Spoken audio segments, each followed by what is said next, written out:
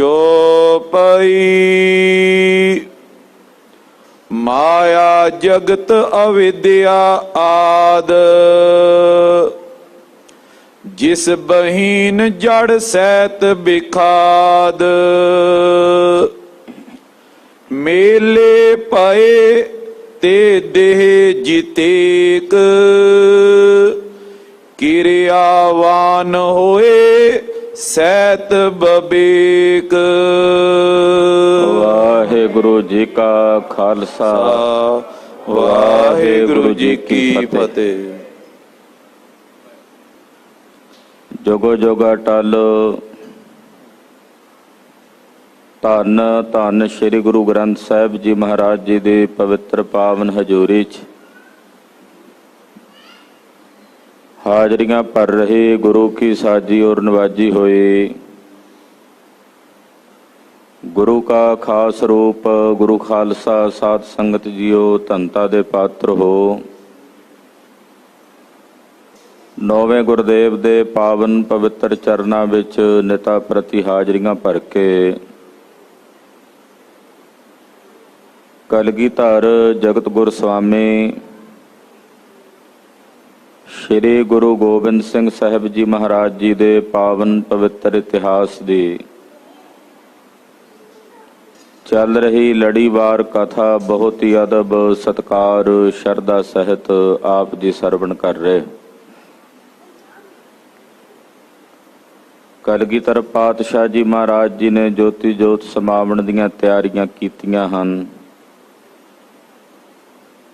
ਹੁਕਮ ਕੀਤਾ ਇੱਕ ਵੱਡਾ ਯੱਗ ਕੀਤਾ ਜਾਏ, ਜਿਸ ਵਿੱਚ ਹਰ ਇੱਕ ਵਰਣ, ਹਰ ਇੱਕ ਜਾਤੀ, ਹਰ ਇੱਕ ਆਸ਼ਰਮ ਦੇ ਪ੍ਰਾਣੀ ਨੂੰ ਸੱਦ ਕੇ ਭੋਜਨ ਛਕਾਓ। ਰਸਤਾਂ ਬਸਤਾਂ ਖਰੀਦ ਲਿਆਓ, ਕੜਾਹ ਪ੍ਰਸ਼ਾਦ ਦੀਆਂ ਖੁੱਲੀਆਂ ਦੇਗਾਂ ਤਿਆਰ ਕਰੋ। ਸਤਿਗੁਰਾਂ ਦੇ ਹੁਕਮ ਦੀ ਪਾਲਣਾ ਕਰਕੇ ਸਿੰਘਾਂ ਨੇ ਭਾਂਤ ਭਾਂਤ ਦੇ ਪਕਵਾਨ, ਸਬਜ਼ੀਆਂ, ਭਾਜੀਆਂ, ਤਰਕਾਰੀਆਂ, ਕੜਾਹ ਪ੍ਰਸ਼ਾਦ ਦੀਆਂ ਦੇਗਾਂ ਤਿਆਰ ਕੀਤੀਆਂ ਹਨ। ਨਾਂਦੇੜ ਸ਼ਹਿਰ ਦੇ ਹਰ ਇੱਕ ਪ੍ਰਾਣੀ ਮਾਤਰ ਨੂੰ ਸੱਦਾ ਦਿੱਤਾ ਹੈ। ਬੜੇ ਬੜੇ ਮਹਾਂਪੁਰਸ਼, ਮਹਾਤਮਾ, ਸਾਧੂ, ਸੰਨਿਆਸੀ, ਬਾਨਪ੍ਰਸਤੀ, ਬ੍ਰਹਮਚਰਜ ਦੇ ਧਾਰਨੀ, ਗ੍ਰਸਤੀ, ਖੱਤਰੀ, ਬ੍ਰਾਹਮਣ, ਸ਼ੂਦਰ, ਵੈਸ਼ ਮਹਾਰਾਜ ਜੀ ਦੇ ਲੰਗਰਾਂ ਵਿੱਚ ਲੰਗਰ ਛਕਣ ਵਾਸਤੇ ਪੁੱਜੇ ਹਨ। ਸਭ ਦੀਆਂ ਪੰਗਤਾਂ ਬਿਠਾਈਆਂ ਗਈਆਂ, ਸਭ ਨੂੰ ਭੋਜਨ ਛਕਾਇਆ ਹੈ। ਸਤਿਗੁਰੂ ਕਲਗੀਧਰ ਪਾਤਸ਼ਾਹ ਜੀ ਮਹਾਰਾਜ ਜੀ ਦੇ ਦਰਸ਼ਨ ਦੀਦਾਰ ਕਰਦੇ ਨਾਲੇ ਭੋਜਨ ਛਕਦੇ ਹਨ ਔਰ ਸ਼ਲਾਘਾ ਕਰਦੇ ਨੇ ਕਿ ਸਤਿਗੁਰੂ ਕਲਗੀਧਰ ਪਾਤਸ਼ਾਹ ਦੇ ਲੰਗਰਾਂ ਵਿੱਚ ਸਤਿਗੁਰਾਂ ਦੀ ਕਲਾ ਹੈ। ਇਸ ਤਰ੍ਹਾਂ ਸਾਰਾ ਦਿਨ ਲੰਗਰ ਵਰਤਦੇ ਰਹੇ। ਹੁਕਮ ਹੋਇਆ ਕਿ ਅੱਜ ਸਾਰੀ ਰਾਤ ਬਹਿ ਕੇ ਸਾਰੇ ਸਿੰਘਾਂ ਨੇ, ਸੰਗਤ ਨੇ ਗੁਰਬਾਣੀ ਪੜ੍ਹਨੀ ਹੈ। ਸਤਿਗੁਰਾਂ ਦੇ ਬਚਨਾਂ ਦੀ ਪਾਲਣਾ ਕਰਕੇ ਗੁਰਸਿੱਖ ਗੁਰਬਾਣੀ ਦੇ ਰੰਗ ਵਿੱਚ ਰੰਗੇ ਸਾਰੀ ਰਾਤ ਗੁਰਬਾਣੀ ਪੜ੍ਹਦੇ ਰਹੇ। ਕਲਗੀਧਰ ਪਾਤਸ਼ਾਹ ਜੀ ਮਹਾਰਾਜ ਜੀ ਵੀ ਆਪਣੇ ਆਸਣ ਤੇ ਬੈਠ ਕੇ ਆਪਣੇ ਨਿਜ ਆਨੰਦ ਵਿੱਚ, ਜੋ ਮੇਰੇ ਸਾਹਿਬ ਦਾ ਆਪਣਾ ਨਿਜ ਰੂਪ ਹੈ, ਉਸ ਨਿਜ ਰੂਪ ਵਿੱਚ, ਨਿਜ ਆਤਮਾ ਦੇ ਸਰੂਪ ਵਿੱਚ ਮਹਾਰਾਜ ਜੀ ਦੀ ਸਥਿਤੀ ਹੈ। ਉਸ ਸਰੂਪ ਦਾ ਵਰਣਨ ਕਿ ਸਤਿਗੁਰੂ ਕਲਗੀਧਰ ਜੀ ਕਿਸ ਆਤਮ ਸਰੂਪ ਦੇ ਵਿੱਚ ਹਨ, ਬ੍ਰਹਮ ਸਰੂਪ ਵਿੱਚ ਹਨ, ਮਾਂ ਕਵੀ ਕਵੀਰਾਜ ਭਾਈ ਸਾਹਿਬ ਭਾਈ ਸੰਤੋਖ ਸਿੰਘ ਜੀ ਵਰਣਨ ਕਰ ਰਹੇ ਨੇ। ਆਓ ਮਨ ਬਿਰਤੀਆਂ ਇਕਾਗਰ ਕਰੀਏ। ਕਲਗੀਧਰ ਸਾਹਿਬੇ ਕਮਾਲ ਪੰਥ ਦੇ ਵਾਲੀ ਸਤਿਗੁਰੂ, ਚਿੱਟਿਆਂ ਬਾਜਾਂ ਵਾਲੇ ਸਤਿਗੁਰੂ ਸ਼੍ਰੀ ਗੁਰੂ ਗੋਬਿੰਦ ਸਿੰਘ ਸਾਹਿਬ ਜੀ ਮਹਾਰਾਜ ਜੀ ਦੇ ਪਵਿੱਤਰ ਚਰਨਾਂ ਦਾ ਧਿਆਨ ਆਪਣੇ ਹਿਰਦਿਆਂ 'ਚ ਧਾਰਨ ਕਰਦੇ ਹੋਇਆਂ ਆਪ ਦੇ ਜੀਵਨ ਤੇ ਰਸਨਾ ਦੇ ਕਲਿਆਣ ਨਵੇਂ ਤਾਖੀਏ ਜੀ। ਸਤਨਾਮ ਸ੍ਰੀ ਵਾਹਿਗੁਰੂ ਸਾਹਿਬ ਜੀ। ਸਤਨਾਮ ਸ੍ਰੀ ਵਾਹਿਗੁਰੂ ਸਾਹਿਬ ਜੀ। ਚੌਪਈ। ਮਾਇਆ ਜਗਤ ਅਵਿਦਿਆ ਆਦ। ਜਿਹੜੀ ਮਾਇਆ ਹੈ ਇਸ ਜਗਤ ਵਿੱਚ ਅਵਿਦਿਆ ਦੇ ਸਹਿਤ, ਅਵਿਦਿਆ ਵੀ ਮਾਇਆ ਦਾ ਹੀ ਸਰੂਪ ਹੈ। ਮਨੁੱਖ ਦੀਆਂ ਜਿਹੜੀਆਂ ਤਿੰਨ ਦਹੀਆਂ ਹਨ, ਉਹਦੇ ਵਿੱਚ ਜਿਹੜਾ ਕਾਰਨ ਸਰੀਰ ਹੈ ਉਹ ਅਵਿਦਿਆ ਦਾ ਬਣਿਆ ਹੋਇਆ। ਸੂਖਮ ਸਰੀਰ 17 ਤੱਤਾਂ ਦਾ ਹੈ ਔਰ ਸਥੂਲ ਸਰੀਰ 5 ਤੱਤਾਂ ਦਾ ਹੈ। ਤੋ ਇਹ ਸਾਰੇ ਜਗਤ ਦੇ ਵਿੱਚ ਜੋ ਮਾਇਆ ਵਿਆਪਕ ਹੈ ਔਰ ਮਾਇਆ ਦੇ ਨਾਲ ਇਸ ਸਾਰੇ ਜਗਤ ਦੇ ਵਿੱਚ ਜੋ ਅਵਿਦਿਆ ਆਦਿਕ ਹਨ, ਜਿਸ ਬਹੀਨ ਜੜ ਸਹਿਤ ਬਿਖਾਦ। ਇਹ ਜਿਤਨਾ ਵੀ ਸੰਸਾਰ ਦਾ ਵਿਖਾਦ ਹੈ, ਉਸ ਆਤਮ ਦੀ ਸੱਤਾ ਤੋਂ ਬਿਨਾਂ, ਆਤਮ ਚੇਤਨਤਾ ਤੋਂ ਬਿਨਾਂ ਇਹ ਸਭ ਕੁਝ ਜੜ ਹੈ। ਜਿਹੜੀ ਮਾਇਆ ਹੈ ਗੁਰੂ ਖਾਲਸਾ ਜੀ ਆਪਣੇ ਆਪ ਨਹੀਂ ਕੁਝ ਕਰ ਸਕਦੀ। ਇਹਦੇ ਵਿੱਚ ਪ੍ਰਮਾਤਮਾ ਦੀ ਚੇਤਨਤਾ ਹੈ, ਤਦੇ ਕਿਰਿਆਮਾਨ ਹੋ ਕੇ ਜਗਤ ਦੇ ਉੱਤੇ ਆਪਣਾ ਅਸਰ ਪਾਉਂਦੀ ਹੈ। ਭਗਤ ਨਾਮਦੇਵ ਜੀ ਮਹਾਰਾਜ ਜੀ ਦੇ ਬਚਨ ਹਨ, ਆਸਗਾ ਅਸ ਉਸਗਾ।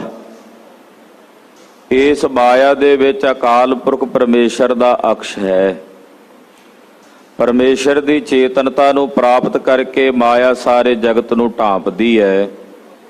ਪਰਮੇਸ਼ਰ ਦੀ ਸੱਤਾ ਤੋਂ ਬਿਨਾਂ ਇਹ ਮਾਇਆ ਜੜ ਹੈ। ਪਰਿਭਾਸ਼ਾ ਵਜੋਂ, ਉਦਾਹਰਣ ਵਜੋਂ ਇਸ ਤਰ੍ਹਾਂ ਉਦਾਹਰਣ ਦਿੰਦੇ ਹਨ ਵਿਦਵਾਨ ਮਹਾਂਪੁਰਸ਼ ਕਿ ਜਿਵੇਂ ਕੋਈ ਲੋਹੇ ਦਾ ਟੁਕੜਾ ਤੁਸੀਂ ਅੱਗ ਵਿੱਚ ਰੱਖਦੇ ਹੋ, ਲੋਹੇ ਦੇ ਉਸ ਟੁਕੜੇ ਦੇ ਵਿੱਚ ਅੱਗ ਦੇ ਸੰਯੋਗ ਕਰਕੇ 3 ਸ਼ਕਤੀਆਂ ਪੈਦਾ ਹੁੰਦੀਆਂ ਹਨ। ਇੱਕ ਕਿ ਉਸ ਲੋਹੇ ਦੇ ਵਿੱਚ ਉਸ਼ਣਤਾਈ ਗਰਮੈਸ਼ ਪੈਦਾ ਹੋ ਜਾਂਦੀ ਹੈ। ਦੂਸਰੀ ਸ਼ਕਤੀ ਉਸ ਲੋਹੇ 'ਚ ਪੈਦਾ ਹੁੰਦੀ, ਉਹ ਲਾਲ ਸੁਰਖ ਹੋ ਜਾਂਦਾ, ਉਹਦੇ 'ਚੋਂ ਪ੍ਰਕਾਸ਼ ਭਾਸਣ ਲੱਗ ਪੈਂਦਾ। ਤੀਸਰੀ ਸ਼ਕਤੀ ਉਸ ਲੋਹੇ ਦੇ ਵਿੱਚ ਸਾੜਨ ਦੀ ਪੈਦਾ ਹੋ ਜਾਂਦੀ ਹੈ। ਹਾਲਾਂਕਿ ਲੋਹਾ ਨਾ ਤਾਂ ਕਿਸੇ ਨੂੰ ਸਾੜ ਸਕਦਾ ਹੈ, ਨਾ ਉਹਦੇ 'ਚੋਂ ਗਰਮੈਸ਼ ਨਿਕਲ ਸਕਦੀ ਹੈ, ਆਪਣੇ ਆਪ ਨਾ ਹੀ ਉਹ ਪ੍ਰਕਾਸ਼ ਕਰ ਸਕਦਾ। ਪਰ ਅੱਗ ਦੇ ਸੰਯੋਗ ਕਰਕੇ ਲੋਹੇ ਦੇ ਉਸ ਟੁਕੜੇ ਵਿੱਚ 3 ਸ਼ਕਤੀਆਂ ਪੈਦਾ ਹੋਈਆਂ। ਜਦੋਂ ਲੋਹੇ ਨੂੰ ਅੱਗ ਤੋਂ ਵੱਖਰਾ ਕਰ ਦਿਓ ਫਿਰ ਤਾਂ ਨਹੀਂ ਉਹਦੇ ਵਿੱਚੋਂ 3 ਸ਼ਕਤੀਆਂ ਰਹਿੰਦੀਆਂ, ਫਿਰ ਤਾਂ ਠੰਡਾ ਹੋ ਜਾਂਦਾ। ਤੋ ਅੱਗ ਦੇ ਸੰਯੋਗ ਕਰਕੇ ਜਿਵੇਂ ਲੋਹੇ ਵਿੱਚ 3 ਸ਼ਕਤੀਆਂ ਪੈਦਾ ਹੁੰਦੀਆਂ ਨੇ, ਇਸੇ ਤਰ੍ਹਾਂ ਜਦੋਂ ਇਹ ਮਾਇਆ ਜੋ ਲੋਹੇ ਦੇ ਟੁਕੜੇ ਵਾਂਗੂ ਜੜ ਹੈ, ਇਹਦਾ ਪ੍ਰਮਾਤਮਾ ਨਾਲ, ਬ੍ਰਹਮ ਦੇ ਨਾਲ, ਈਸ਼ਵਰ ਦੇ ਨਾਲ ਸੰਯੋਗ ਹੁੰਦਾ ਹੈ। ਈਸ਼ਵਰ ਦੀ, ਬ੍ਰਹਮ ਦੀ ਚੇਤਨਤਾ ਇਹਦੇ ਵਿੱਚ ਜਦੋਂ ਪੈਂਦੀ ਹੈ ਤੇ ਇਹਦੇ ਵਿੱਚ ਵੀ 3 ਸ਼ਕਤੀਆਂ ਪੈਦਾ ਹੁੰਦੀਆਂ ਨੇ। ਉਹ ਨੇ ਰਜੋ ਗੁਣ, ਤਮੋ ਗੁਣ ਤੇ ਸਤੋ ਗੁਣ ਦੀਆਂ। ਜੇ ਬ੍ਰਹਮ ਦਾ ਅਕਸ਼ ਇਸ ਮਾਇਆ ਵਿੱਚ ਨਾ ਪਵੇ ਤਾਂ ਫਿਰ ਇਹ ਜੜ ਹੈ। ਭਾਈ ਸਾਹਿਬ ਦੱਸਦੇ ਨੇ, ਜਿਸ ਬਹੀਨ ਜੜ ਸਹਿਤ ਵਿਖਾਦ।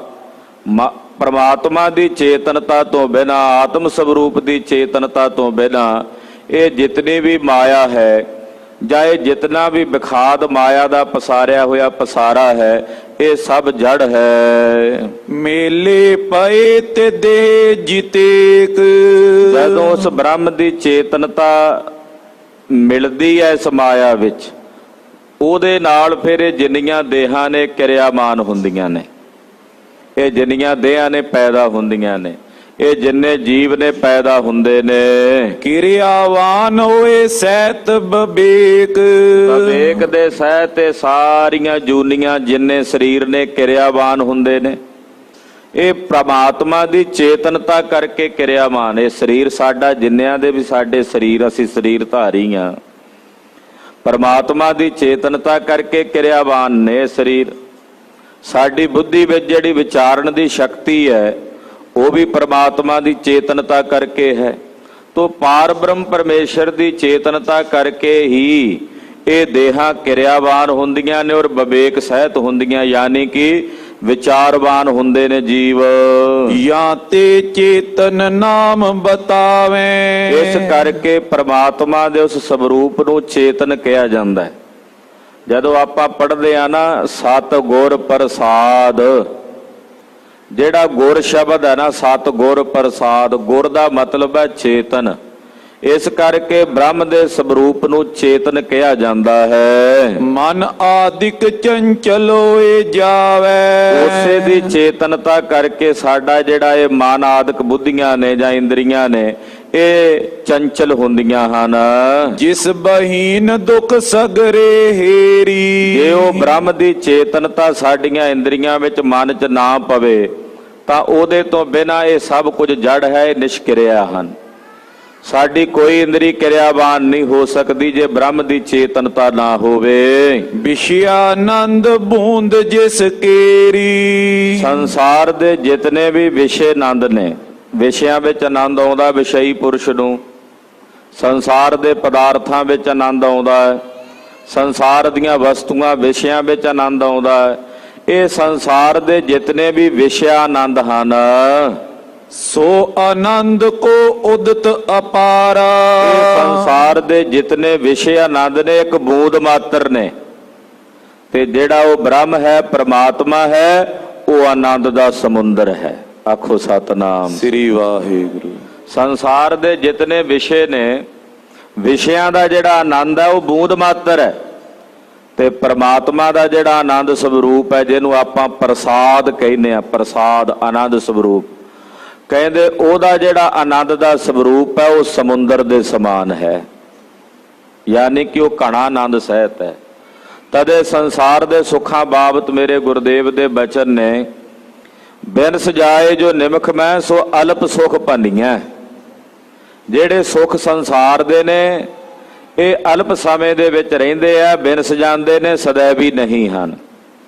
ਜਿਵੇਂ ਕਟੋਰੇ ਵਿੱਚ ਪਾਣੀ ਭਰਿਆ ਹੋਵੇ, ਕਟੋਰੇ ਦਾ ਪਾਣੀ ਆ ਧੁੱਪ ਦੇ ਨਾਲ ਗਰਮ ਵੀ ਹੋ ਜਾਂਦਾ ਹੈ, ਠੰਡ ਜੀ ਪਵੇ ਤੇ ਠੰਡਾ ਹੋ ਜਾਂਦਾ ਹੈ।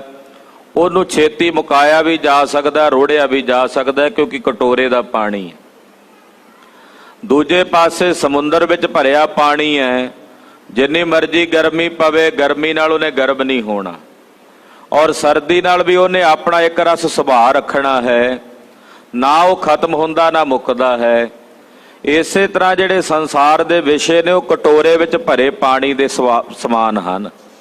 ਜਿਹੜਾ ਸਾਡੇ ਅੰਦਰ ਬ੍ਰਹਮਾ ਆਨੰਦ ਹੈ, ਉਸ ਬ੍ਰਹਮ ਆਨੰਦ ਨੂੰ ਸਮੁੰਦਰ ਦੇ ਜਲ ਤੁਲ ਜਾਣਨਾ, ਉਹਦੇ 'ਚ ਕਦੇ ਕਮੀ ਨਹੀਂ ਆਉਂਦੀ।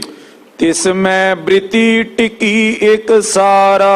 ਕਲਗੀਧਰ ਜੀ ਦੀ ਜਿਹੜੀ ਬਿਰਤੀ ਆ ਉਸ ਬ੍ਰਹਮਾ ਆਨੰਦ ਵਿੱਚ ਟਿਕੀ ਹੋਈ ਹੈ।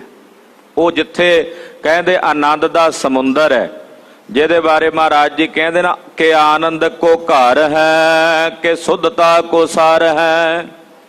ਕਲਗੀਧਰ ਦੇ ਬਚਨ ਨੇ, ਪਰਮੇਸ਼ਰ ਆਨੰਦ ਦਾ ਘਰ ਹੈ। ਉਸ ਆਨੰਦ ਦੇ ਘਰ ਵਿੱਚ, ਘਣਾ ਆਨੰਦ ਬ੍ਰਹਮਾ ਆਨੰਦ ਵਿੱਚ ਮਹਾਰਾਜ ਗੁਰੂ ਕਲਗੀਧਰ ਪਾਤਸ਼ਾਹ ਜੀ ਮਹਾਰਾਜ ਜੀ ਦੀ ਸੁਰਤ ਟਿਕੀ ਹੋਈ ਹੈ। ਜੋ ਮਾਨਵ ਅਗਿਆਨ ਬਿਨਾਸ਼ੇ। ਕਹਿੰਦੇ ਜਿਹੜੇ ਮਾਨਵ, ਜਿਹੜੇ ਮਨੁੱਖ ਆਪਣੇ ਅੰਦਰੋਂ ਆਪਣੇ ਅਗਿਆਨ ਦਾ ਵਿਨਾਸ਼ ਕਰ ਦਿੰਦੇ ਹਨ, ਪਾਏ ਕਿਰਪਾ ਸਮਝੈ ਗੁਰ ਆਸ਼ੇ। ਉਹੀ ਪਰਮੇਸ਼ਰ ਦੀ ਕਿਰਪਾ ਦੇ ਪਾਤਰ ਬਣ ਕੇ ਸਤਿਗੁਰਾਂ ਦੇ ਆਸ਼ੇ ਨੂੰ ਸਮਝਦੇ ਨੇ। ਜਿਹੜੇ ਆਪਣੇ ਅੰਦਰੋਂ ਅਗਿਆਨ ਦੀ ਨਿਵਰਤੀ ਕਰਕੇ ਪਰਮੇਸ਼ਰ ਦੀ ਕਿਰਪਾ ਦੁਆਰਾ ਇਸ ਗੁਰੂ ਆਸ਼ੇ ਨੂੰ ਸਮਝਦੇ ਹਨ। ਬ੍ਰਿਤੀ ਸਥੂਲ ਤੇ ਲੀਨ ਹਟਾਏ। ਉਹ ਫਿਰ ਆਪਣੀ ਸਥੂਲ ਤੋਂ ਬਿਰਤੀ ਹਟਾ ਲੈਂਦੇ ਨੇ। ਜੇ ਸਾਰਾ ਪਸਾਰਾ ਇਹ ਸਥੂਲ ਮੰਡਲ ਦਾ ਨਾ, ਇਸ ਸਥੂਲ ਤੋਂ ਫਿਰ ਉਹ ਗੁਰਮੁਖ ਆਪਣੀ ਬਿਰਤੀ ਨੂੰ ਰੋਕ ਲੈਂਦੇ ਹਨ। ਸੂਖਮ ਕੇ ਵਿਚਾਰ ਮਨ ਲਾਏ। ਔਰ ਜੋ ਸੂਖਸ਼ਮ ਤੋਂ ਸੂਖਸ਼ਮ ਹੈ ਉਹਦੀ ਵਿਚਾਰ ਵਿੱਚ ਫਿਰ ਉਹ ਗੁਰਮੁਖ ਆਪਣਾ ਮਨ ਲਾਉਂਦੇ ਹਨ। ਸੂਖਮ ਤੇ ਸੂਖਮ ਕਰ ਚੀਨੋ। ਪ੍ਰਮਾਤਮਾ ਦਾ ਸਰੂਪ ਅਤੀ ਸੂਖਸ਼ਮ ਹੈ। ਉਸ ਸੂਖਮ ਤੋਂ ਸੂਖਮ ਵਾਹਿਗੁਰੂ ਪਰਮੇਸ਼ਰ ਦੀ ਵਿਚਾਰ ਵਿੱਚ ਉਹ ਗੁਰਮੁਖ ਆਪਣਾ ਮਨ ਲਾਉਂਦੇ ਹਨ। ਰਜੂ ਸਰਪ ਜਗਤ ਕੋ ਜਾਨਾ। ਉਹ ਇਸ ਸਾਰੇ ਜਗਤ ਨੂੰ ਇਹ ਸਮਝ ਲੈਂਦੇ ਨੇ ਕਿ ਜਿਵੇਂ ਰੱਸੀ ਵਿੱਚ ਸੱਪ ਭਾਸਦਾ ਹੈ, ਪਰ ਉਹ ਸੱਪ ਹੁੰਦਾ ਤਾਂ ਨਹੀਂ। ਰੱਸੀ ਦੇ ਵਿੱਚ ਹਨੇਰੇ 'ਚ ਪਈ ਰੱਸੀ ਸੱਪ ਦਿਸਦੀ ਆ, ਪਰ ਸੱਪ ਹੁੰਦੀ ਤਾਂ ਨਹੀਂ। ਇਸੇ ਤਰ੍ਹਾਂ ਜਿਹੜੇ ਬ੍ਰਹਮਾਕਾਰ ਬਿਰਤੀ ਰੱਖਣ ਵਾਲੇ ਆਤਮ ਗਿਆਨੀ ਮਹਾਪੁਰਸ਼ ਗੁਰਸਿੱਖ ਗੁਰਮੁਖ ਨੇ, ਉਹ ਇਸ ਸਾਰੇ ਜਗਤ ਨੂੰ ਪਰਮਾਤਮਾ ਦੇ ਵਿੱਚ ਕਲਪਨਾ ਮਾਤਰ ਹੀ ਸਮਝਦੇ ਨੇ ਵੀ ਇਹ ਕਲਪਨਾ ਹੀ ਹੈ, ਜਿਵੇਂ ਰੱਸੀ ਦੇ ਵਿੱਚ ਸੱਪ ਦੀ ਕਲਪਨਾ ਹੈ, ਹੁੰਦਾ ਨਹੀਂ ਹੈ। ਇਸੇ ਤਰ੍ਹਾਂ ਬ੍ਰਹਮ ਦੇ ਵਿੱਚ ਇਹ ਸਾਰਾ ਜਗਤ ਕੇਵਲ ਕਲਪਿਤ ਹੈ ਨਹੀਂ, ਪਰ ਕਲਪਨਾ ਕਰਕੇ ਕਲਪਿਆ ਹੋਇਆ ਹੈ। ਸਤ ਸਰੂਪ ਆਪਨੋ ਮਾਨਾ। ਔਰ ਉਹ ਗੁਰਮੁਖ ਆਪਣੇ ਸਰੂਪ ਨੂੰ ਸਤ ਰੂਪ ਕਰਕੇ ਮੰਨਦੇ ਨੇ ਕਿ ਸਾਡਾ ਸਰੂਪ ਜਿਹੜਾ ਹੈ ਉਹ ਸਤ ਹੈ ਔਰ ਸदैवी ਹੈ। ਉਹ ਸਾਡੇ ਇਸ ਸਰੀਰ ਤੋਂ ਪਹਿਲਾਂ ਵੀ ਸੀ ਔਰ ਇਸ ਸਰੀਰ ਦੇ ਵਿਨਸਣ ਤੋਂ ਬਾਅਦ ਵੀ ਰਹੇਗਾ। ਸਾਡਾ ਸਰੂਪ ਆ ਨਹੀਂ ਜੋ ਸਾਡਾ ਇਹ ਸਰੀਰ ਹੈ, ਇਹ ਤਾਂ ਸਾਡੇ ਜਨਮ ਤੋਂ ਪਹਿਲਾਂ ਨਹੀਂ ਸੀ, ਮਰਨ ਤੋਂ ਬਾਅਦ ਵੀ ਇਹਨੇ ਨਹੀਂ ਰਹਿਣਾ। ਇਸ ਕਰਕੇ ਸਾਡਾ ਸਰੂਪ ਤਾਂ ਉਹ ਹੈ ਜਿਹੜਾ ਇਹਦੇ ਤੋਂ ਪਹਿਲਾਂ ਵੀ ਸੀ ਔਰ ਇਹਦੇ ਮਰਨ ਤੋਂ ਬਾਅਦ ਵੀ ਰਹੇਗਾ। ਬਾਲਕ ਤਰੁਣ ਬ੍ਰਿਧ ਨੇ ਹੋਆ। ਔਰ ਇਹ ਸਰੀਰ ਜਿਹੜਾ ਹੈ ਇਹਦੇ ਚ ਖੱਟ ਵਿਕਾਰ ਨੇ। ਸਰੀਰ ਦੇ ਵਿੱਚ 6 ਵਿਕਾਰ ਨੇ ਨਾ। ਇਹ ਜੰਮਦਾ ਹੈ, ਫਿਰ ਬਾਲਪਨੇ ਦੀ ਅਵਸਥਾ ਵਿੱਚ ਆਉਂਦਾ ਹੈ, ਫਿਰ ਵੱਧਦਾ ਹੈ, ਫਿਰ ਇਹ ਜਵਾਨ ਹੁੰਦਾ ਹੈ, ਫਿਰ ਬੁਢੇਪੇ ਵਿੱਚ ਆਉਂਦਾ ਤੇ ਫਿਰ ਮਰਨ ਵਿੱਚ ਆਉਂਦਾ। ਇਹ 6 ਵਿਕਾਰ ਨੇ ਸਰੀਰ ਦੇ, ਇਹਨੂੰ 6 ਵਿਕਾਰ ਕਹਿੰਦੇ ਆ। ਪਰ ਜਿਹੜਾ ਸਾਡਾ ਨਿਜਾਤਮ ਸਰੂਪ ਹੈ ਉਹ ਤਾਂ ਵਿਕਾਰੀ ਨਹੀਂ, ਉਹ ਤਾਂ ਨਿਰਵਿਕਾਰ ਹੈ। ਉਹ ਨਾ ਜਨਮਦਾ ਹੈ, ਨਾ ਉਹ ਬਾਲਪਨੇ ਵਿੱਚ ਆਉਂਦਾ, ਨਾ ਉਹ ਜਵਾਨ ਹੈ, ਨਾ ਹੀ ਉਹ ਬੁੱਢਾ ਹੈ। ਮਹਾਰਾਜ ਜੀ ਦੇ ਬਚਨ, ਨਾ ਇਹੋ ਬੁੱਢਾ ਨਾ ਇਹੋ ਬਾਲਾ। ਨਾ ਉਹਨੂੰ ਬੁੱਢਾ ਕਿਹਾ ਜਾ ਸਕਦਾ, ਨਾ ਉਹਨੂੰ ਬਾਲਕ ਕਿਹਾ ਜਾ ਸਕਦਾ ਹੈ। ਨਾਰ ਨਾ ਪੁਰਖ ਨਾ ਪੰਖਣੂ, ਨਾ ਉਹਨੂੰ ਇਸਤਰੀ ਕਿਹਾ ਜਾ ਸਕਦਾ ਹੈ, ਨਾ ਉਹਨੂੰ ਮਰਦ ਕਿਹਾ ਜਾ ਸਕਦਾ ਹੈ, ਨਾ ਪੰਖਣੂ ਨਪੁੰਸਕ ਕਿਹਾ ਜਾ ਸਕਦਾ ਹੈ। ਉਹ ਕੇਵਲ ਤਾਂ ਕੇਵਲ ਬ੍ਰਹਮ ਸਰੂਪ ਹੋ ਕੇ ਵਿਆਪਕ ਹੈ। ਕਹਿੰਦੇ ਇਹ ਸਾਡਾ ਨਿਜ ਸਰੂਪ ਹੈ। ਜਨਮੈ ਨਹੀਂ ਮਰਨ ਨੇ ਜੋਆ। ਸਾਡਾ ਜਿਹੜਾ ਨਿਜ ਸਰੂਪ ਹੈ ਆਤਮਾ ਦਾ, ਉਹ ਨਾ ਜੰਮਦਾ ਹੈ ਨਾ ਮਰਦਾ ਹੈ। ਉਹ ਨਾ ਜਨਮ ਵਿੱਚ ਹੈ ਨਾ ਮਰਨ ਵਿੱਚ ਹੈ। ਦੇ ਆਦਿਕ ਹੰਤਾ ਨਿਰਵਾਰ। ਜਿਹੜੇ ਗੁਰਮੁਖ ਗੁਰੂ ਦੀ ਕਿਰਪਾ ਦੇ ਪਾਤਰ ਬਣਦੇ ਨੇ, ਉਹ ਆਪਣੇ ਅੰਦਰੋਂ ਸਰੀਰ ਦੀ ਹੰਗਤਾ ਨੂੰ ਨਿਵਾਰ ਦਿੰਦੇ ਹਨ। ਉਹ ਆਪਣੇ ਸਰੀਰ ਦੀ ਹੰਗਤਾ ਦੀ ਨਿਰਵਿਰਤੀ ਕਰ ਦਿੰਦੇ ਹਨ। ਸੋ ਸਰੂਪ ਜਾਣਿਓ ਨਿਰਧਾਰ। ਜਿਹੜੇ ਗੁਰਮੁਖ ਨੇ ਭਾਈ, ਉਹ ਆਪਣੇ ਉਸ ਆਤਮ ਸਰੂਪ ਨੂੰ ਨਿਰਧਾਰਤ ਕਰਕੇ ਨਿਸ਼ਚਾ ਕਰਦੇ ਹਨ। ਉਸ ਨੂੰ ਅਪਰੋਕਸ਼ ਬ੍ਰਹਮ ਗਿਆਨ ਕਿਹਾ ਜਾਂਦਾ ਹੈ। ਬ੍ਰਹਮ ਗਿਆਨ 2 ਪ੍ਰਕਾਰ ਦਾ ਹੈ। ਇੱਕ ਪ੍ਰੋਕਸ਼ ਬ੍ਰਹਮ ਗਿਆਨ ਹੈ, ਇੱਕ ਅਪਰੋਕਸ਼ ਬ੍ਰਹਮ ਗਿਆਨ ਹੈ। ਪ੍ਰੋਕਸ਼ ਬ੍ਰਹਮ ਗਿਆਨ ਹਰ ਇੱਕ ਪ੍ਰਾਣੀ ਮਾਤਰ ਨੂੰ ਹੋ ਸਕਦਾ, ਸ਼ਾਸਤਰਾਂ ਦੁਆਰਾ, ਧਰਮ ਗ੍ਰੰਥਾਂ ਦੁਆਰਾ। ਆਪਾਂ ਸਾਰੇ ਪ੍ਰੋਕਸ਼ ਬ੍ਰਹਮ ਗਿਆਨੀ ਆ। ਸਾਨੂੰ ਸਾਰਿਆਂ ਨੂੰ ਪਤਾ, ਸਾਨੂੰ ਗੁਰਬਾਣੀ ਨੇ ਕਿਹਾ ਵੀ ਬ੍ਰਹਮ ਹੈ। ਅਸੀਂ ਮੰਨਦੇ ਹਾਂ, ਆਸਤਕ ਆ ਨਾ। ਆਸਤਕ ਹੋਣ ਕਰਦਾ ਇਹ ਅਸੀਂ ਬ੍ਰਹਮ ਦੀ ਹੋਂਦ ਮੰਨਦੇ ਹਾਂ, ਈਸ਼ਵਰ ਦੀ ਹੋਂਦ ਮੰਨਦੇ ਹਾਂ। ਇਹ ਹੈ ਪ੍ਰੋਕਸ਼ ਬ੍ਰਹਮ ਗਿਆਨ। ਇੱਕ ਅਪਰੋਕਸ਼ ਬ੍ਰਹਮ ਗਿਆਨ ਕਿ ਮੈਂ ਹੀ ਬ੍ਰਹਮ ਦਾ ਸਰੂਪ, ਮੇਰੇ ਅੰਦਰ ਰਾਮ ਦੀ ਅੰਸ਼ ਹੈ। ਕਹੇ ਕਬੀਰ ਤੂੰ ਰਾਮ ਕੀ ਅੰਸ਼। ਇਹਨੂੰ ਅਪਰੋਕਸ਼ ਬ੍ਰਹਮ ਗਿਆਨ ਕਹਿੰਦੇ ਹਨ। ਇਹ ਜਿਹੜਾ ਅਪਰੋਕਸ਼ ਬ੍ਰਹਮ ਗਿਆਨ ਹੈ, ਗੁਰੂ ਖਾਲਸਾ ਜੀ ਜਿਨ੍ਹਾਂ ਦੇ ਹਿਰਦੇ ਵਿੱਚ ਹੋ ਆਵੇ, ਉਹ ਜਾਣ ਲੈਂਦੇ ਹਨ ਕਿ ਮੇਰਾ ਨਾ ਜਨਮ ਹੈ ਨਾ ਮਰਨ ਹੈ। ਨਾ ਮੈਂ ਬਚਪਨ ਵਿੱਚ ਹਾਂ, ਨਾ ਮੈਂ ਬੁਢੇਪੇ ਵਿੱਚ ਹਾਂ, ਨਾ ਮੈਂ ਜਾਗਰਤ ਹਾਂ, ਨਾ ਸੁਪਨ ਵਿੱਚ ਹਾਂ, ਨਾ ਸੁਖੋਪਤੀ ਵਿੱਚ ਹਾਂ।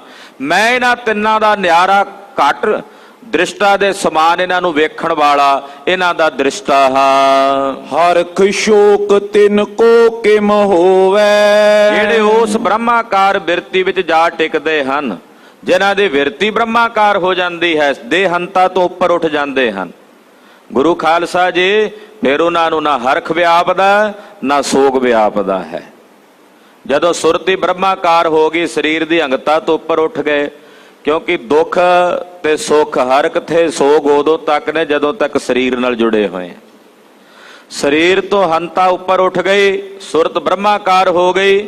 ਉੱਥੇ ਜਾ ਕੇ ਤੇ ਨਾ ਗੁਰੂ ਖਾਲਸਾ ਜੀ ਹਰਖ ਹੈ ਤੇ ਨਾ ਹੀ ਸੋਗ ਹੈ। ਰੂਪ ਅਨਾਸ਼ੀ ਬਿਨ ਦੁਖ ਜੋਵੈ। ਉੱਥੇ ਤਾਂ ਉਹ ਰੂਪ ਹੈ ਜਿਹੜਾ ਅਨਾਸ਼ੀ ਹੈ, ਜਿਸ ਦਾ ਨਾਸ਼ ਨਹੀਂ ਹੁੰਦਾ। ਉਹ ਰੂਪ ਜੋ ਅਨਾਸ਼ੀ ਹੈ, ਜੋ ਅਮਰ ਹੈ। ਕਹਿੰਦੇ ਉਸ ਅਨਾਸ਼ੀ ਰੂਪ ਨੂੰ ਜੋ ਹੈ ਕਹੀਏ ਵੇਖ ਲੈਂਦੇ ਹਨ। ਅੰਮ੍ਰਿਤ ਵੇਲੇ ਨੈਣ ਉਗਾਰੇ। ਐਸੇ ਬ੍ਰਹਮ ਸਰੂਪ ਵਿੱਚ ਗੁਰੂ ਕਲਗੀਧਰ ਜੀ ਨੇ ਆਪਣੀ ਬਿਰਤੀ ਟਿਕਾਈ ਹੋਈ ਤੇ ਅਡੋਲ ਬੈਠੇ ਨੇ। ਜਿਹੜੇ ਬ੍ਰਹਮ ਦਾ ਸਰੂਪ ਉੱਤੇ ਨਿਰੂਪਣ ਕੀਤਾ ਮਹਾਕਵੀ ਜੀ ਨੇ। ਕਹਿੰਦੇ ਐਸੇ ਬ੍ਰਹਮ ਸਰੂਪ ਵਿੱਚ ਮਹਾਰਾਜ ਗੁਰੂ ਕਲਗੀਧਰ ਜੀ ਨੇ ਬਿਰਤੀ ਟਿਕਾਈ, ਸਾਰੀ ਰਾਤ ਅਡੋਲ ਬੈਠੇ ਰਹੇ ਪਦਮਾਸਣ ਤੇ ਸਮਾਧੀ ਸਥਿਤ ਹੋ ਕੇ। ਨਿਰਵਿਕਲਪ ਸਮਾਧੀ ਜਿਹੜੀ ਆ ਉਹਦੇ ਚ ਸਥਿਤ ਹੋ ਕੇ ਪਾਤਸ਼ਾਹ ਬੈਠੇ ਰਹੇ।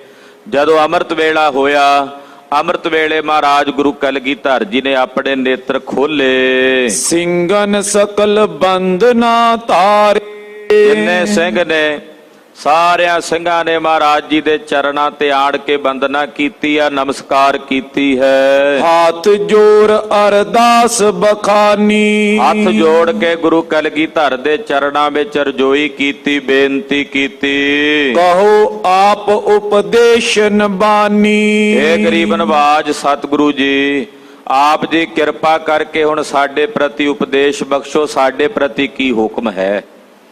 ਸਿੰਘਾਂ ਬੇਨਤੀ ਕੀਤੀ, ਮਹਾਰਾਜ ਸਾਡੇ ਪ੍ਰਤੀ ਆਪ ਜੀ ਹੁਣ ਕੀ ਉਪਦੇਸ਼ ਕਰੋਗੇ। ਅਬ ਤੋ ਦਰਸ਼ਨ ਤੇ ਸੁਖ ਪਾਵੇਂ, ਮਹਾਰਾਜ ਹੁਣ ਤਾਂ ਅਸੀਂ ਤੁਹਾਡੇ ਦਰਸ਼ਨਾਂ ਚੋਂ ਸੁਖ ਪ੍ਰਾਪਤ ਕਰਦੇ ਹਾਂ, ਹੁਣ ਸਾਨੂੰ ਆਪ ਜੀ ਦੇ ਦਰਸ਼ਨਾਂ ਚੋਂ ਭਾਰੀ ਸੁਖ ਪ੍ਰਾਪਤ ਹੁੰਦਾ ਹੈ। ਜੈ ਸੁਨ ਪੀਛੇ ਮਨ ਠਹਿਰਾਵੇ, ਔਰ ਤੁਹਾਡੇ ਬਚਨ ਸੁਣ ਕੇ ਸਾਡਾ ਮਨ ਠਹਿਰਦਾ ਹੈ, ਤੁਹਾਡੇ ਦਰਸ਼ਨ ਕਰਕੇ ਸਾਡਾ ਮਨ ਇਕਾਗਰ ਹੁੰਦਾ ਹੈ। ਸ਼੍ਰੀ ਗੁਰੂ ਗੋਬਿੰਦ ਸਿੰਘ ਉਚਾਰੇ, ਮਹਾਰਾਜ ਤੁਹਾਡੇ ਸੱਚਖੰਡ ਜਾਇਆ ਅਸੀਂ ਕਿਹਦੇ ਦਰਸ਼ਨ ਕਰਾਂਗੇ, ਫਿਰ ਮਹਾਰਾਜ ਸਾਡਾ ਮਨ ਕਿਵੇਂ ਠਹਿਰੇਗਾ।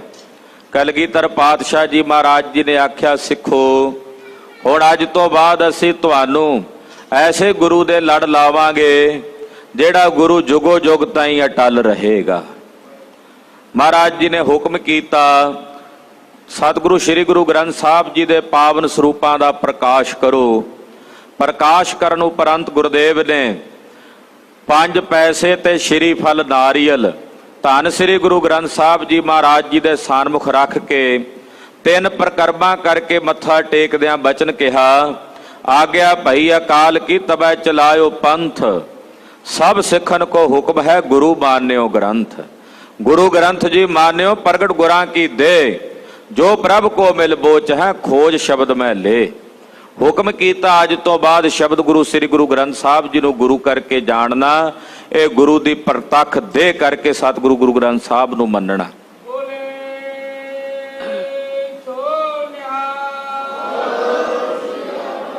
ਸ੍ਰੀ ਗੁਰੂ ਗ੍ਰੰਥ ਸਾਹਿਬ ਜੀ ਮਹਾਰਾਜ ਜੀ ਨੂੰ ਗੁਰਗੱਦੀ ਦੇਣ ਦਾ ਸਭ ਤੋਂ ਪਹਿਲਾ ਪ੍ਰਮਾਣ ਕਲਗੀਧਰ ਪਾਤਸ਼ਾਹ ਜੀ ਨੇ ਆਪਣੀ ਬਾਣੀ ਵਿੱਚ ਲਿਖਿਆ। ਖੁਦ 10ਵੇਂ ਪਾਤਸ਼ਾਹ ਨੇ ਆਪ ਲਿਖਿਆ ਆਪਣੀ ਬਾਣੀ ਵਿੱਚ। ਸਾਹਿਬ ਦੀ ਰਚਨਾ ਹੈ ਸ੍ਰੀ ਸਰਬਲੋਕ ਪ੍ਰਕਾਸ਼ ਗ੍ਰੰਥ, ਜੋ ਤਖਤ ਸੱਚਖੰਡ ਸ੍ਰੀ ਹਜੂਰ ਸਾਹਿਬ ਵਿਖੇ ਮਹਾਰਾਜ ਜੀ ਨੇ ਰਚਿਆ ਹੈ।